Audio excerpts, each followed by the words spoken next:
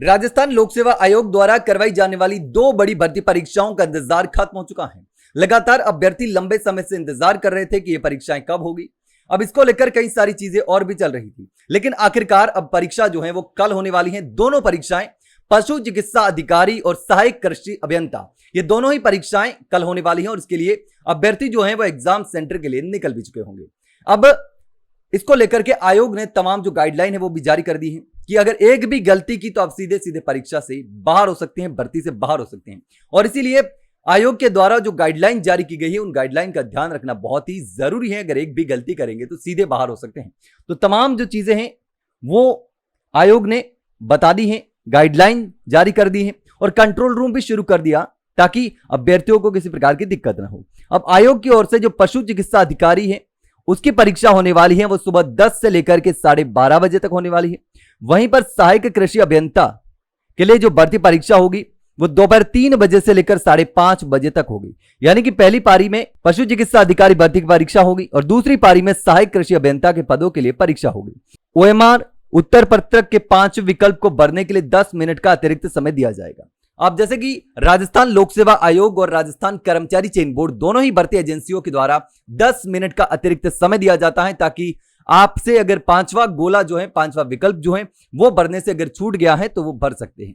क्योंकि अगर 5वां विकल्प नहीं भरते हैं तो उसके नंबर कटेंगे और 10% से ज्यादा अगर आप खाली छोड़ देंगे तो आप सीधे अयोग्य भी घोषित किए जा सकते हैं। तो इसीलिए ओएमआर शीट को सही तरीके से भरे, ये बहुत जरूरी है। और आयोग सचिव ने स्पष्ट तौर पर कहा है कि इन परीक्षाओं के प्रवेश पत्र जो है वो 16 अप्रैल को जारी कर दिए हैं और आयोग की वेबसाइट पर उपलब्ध एडमिट कार्ड जो है वो भी वहां से डाउनलोड किए जा सकते हैं। तो जिन अभ्यर्थियों ने फॉर्म भरा है, जो लगभग अभ्यर्थी एडमिट कार्ड निकाल चुके होंगे, लेकिन अगर नहीं निकाला है तो एडमिट कार्ड जरूरी है। इस माध्यम से ही अगर आप एग्जाम देने जा रहे हैं तो रोडवेज की बसों में यात्रा भी फ्री कर सकते हैं। अब इसके माध्यम से जो एडमिट कार्ड जारी कर दिए हैं उसके माध्यम से आवेदन पत्र क्रमांक और जन्म दिनांक डाल करके प्रवेश पत्र डाउनलोड कर सकते हैं। इसके साथ ही एसएसओ पोर्टल पर लॉगिन करके भी सिटीजन ऐप में उपलब्ध रिक्रूटमेंट पोर्टल से भी डाउनलोड किया जा सकता है। अब परीक्षा केंद्र को लेकर जो गाइडलाइन है वो भी जानना जरूरी है। तो परीक्षा केंद्र पर किसी भी परीक्षार्थी को परीक्षा शुरू होने से 60 मिनट पहले तक ही प्रवेश दिया जाएगा। यानी कि जो परीक्षा का समय है उस समय से 1 घंटे पहले गेट बंद कर दिया जाएगा। तो आपको कम से कम 2 घंटे पहले परीक्षा केंद्र पर पहुंच जाना है ताकि किसी भी प्रकार की कोई दिक्कत जो है वो ना हो। अभ्यर्थियों को पहचान पत्र साथ में लाना है पहचान के लिए, तो मूल आधार कार्ड लाना है, जिस रंगीन जो है उसकी प्रिंट चाहिए वो साथ में होना जरूरी है। और यदि मूल आधार कार्ड पर फोटो पुरानी या फिर स्पष्ट नहीं है तो अन्य मूल फोटो युक्त पहचान पत्र या फिर मतदाता पहचान पत्र, पासपोर्ट, ड्राइविंग लाइसेंस जिसमें रंगीन और नवीनतम स्पष्ट फोटो हो। यानी कि अगर आपके पुरानी फोटो है, आपने नहीं बदली है कई सालों से, तो फिर वो हो सकता है आपको दिक्कत हो जाए। तो इसलिए लेटेस्ट फोटो जिसमें लगी हो, चाहे वो ड्राइविंग लाइसेंस हो, चाहे वो पैन कार्ड हो या फिर पासपोर्ट हो या जो भी डॉक्यूमेंट आपके पास है वो साथ रखना जरूरी है।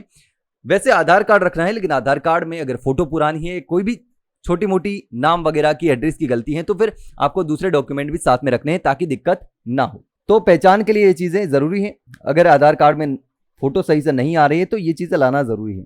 और इसके साथ ही प्रवेश पत्र पर भी नवीनतम रंगीन फोटो ही चस्पा करना सुनिश्चित करें। यानी कि आपका जो प्रवेश पत्र है उस प्रवेश पत्र पर भी लेटेस्ट जो फोटो है आपकी खिंचवाई हुई वो फोटो चिपकानी है।